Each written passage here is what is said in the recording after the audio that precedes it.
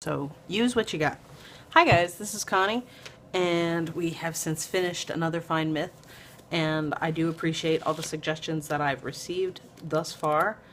I haven't gotten to pick those books up yet, but I did pick up a book a while back and kind of had a very, I don't know, sometimes I think I get ahead of myself when it comes to certain goals, but I wanted to do Connie Reed's To Kill a Mockingbird. Um, I think that pretty much speaks for itself, so this will be the introduction. And yeah, To Kill a Mockingbird, the unforgettable novel of a child in a sleepy southern town and the crisis of conscience that rocked it. To Kill a Mockingbird became both an instant bestseller and a critical success when it was first published in 1960. It went on to win the Pulitzer Prize in 1961 and was later made into an Academy Award-winning film, also a classic. Compassionate, dramatic, and deeply moving, To Kill a Mockingbird takes readers to the roots of human behavior, to innocence and experience, kindness and cruelty, love and hatred, humor and pathos.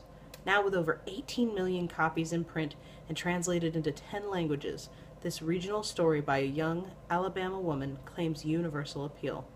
Harper Lee always considered her book to be a simple love story. Today, it is regarded as a masterpiece of American literature.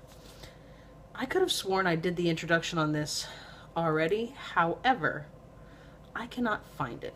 So, I feel like this is very timely since Harper Lee had just recently passed away, and I knew that she had just published Go Set a Watchman. So, if this is successful, I'm pretty sure I might pick up that book too. But I know a lot of people enjoy me reading Hatchet and want me to pick up Brian's Winter, so I'm kind of in a toss-up between ordering Brian's Winter and also The Giver.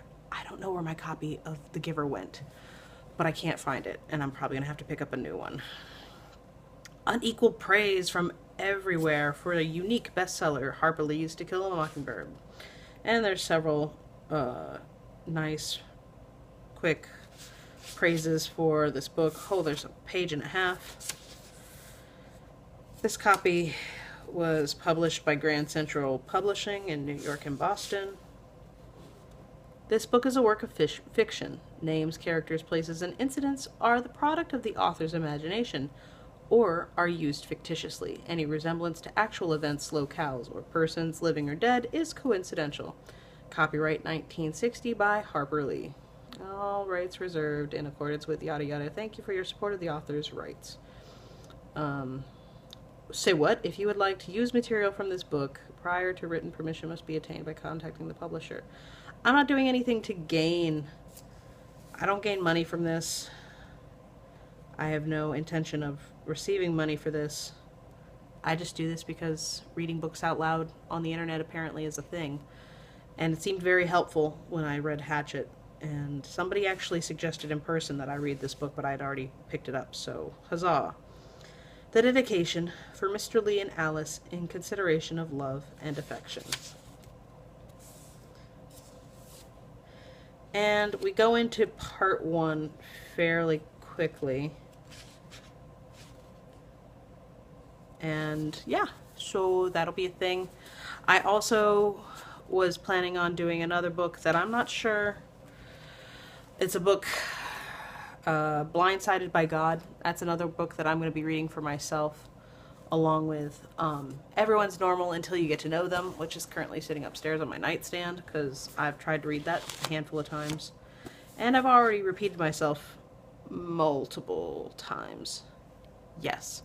So those are the books that I'm currently planning on reading. I'm also recording Connie Reed's Cover to Cover, a copy of Aesop's Fables, because I've had that book forever and thought it needed a good read cover to cover.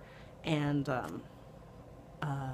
Mustachio's grandmother actually just sent us a box of books, and one of them was the old, it was a classic cookbook. So I'm almost tempted to read cover to cover in the cookbook as well, but I don't know how many people would be interested in that. And that would also go along with the concept of cooking, which I've done before as well. So that could be a thing. Please let me know. And yeah, if you are interested in this, please give me some feedback. I've never actually read this all the way through. I had a problem in my schooling years where if you told me I had to read something, I was never ever going to read it. So if I had to do it because somebody told me I had to do it, I was not down for it.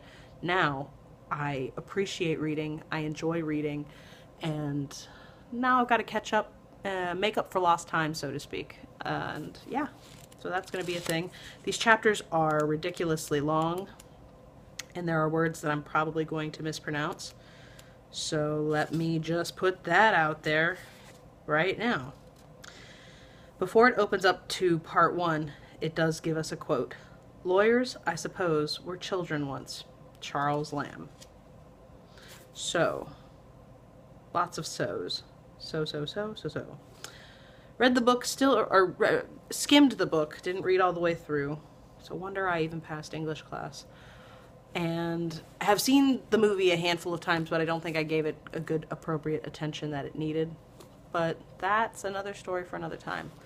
So, without further ado, welcome to Connie Reads To Kill a Mockingbird. I'm going to end this book. I'm going to end this segment now as the introduction. I would love to hear what your thoughts are on To Kill a Mockingbird. No, this will not be a class type study because I don't do teaching like that. No, I will not be breaking down what these chapters are after every reading. That's something that you and your brain are going to have to figure out for yourselves. Until next time, be careful with that and enjoy, please and thank you. And I got distracted by pretty leaves, so that's what we'll leave you off on.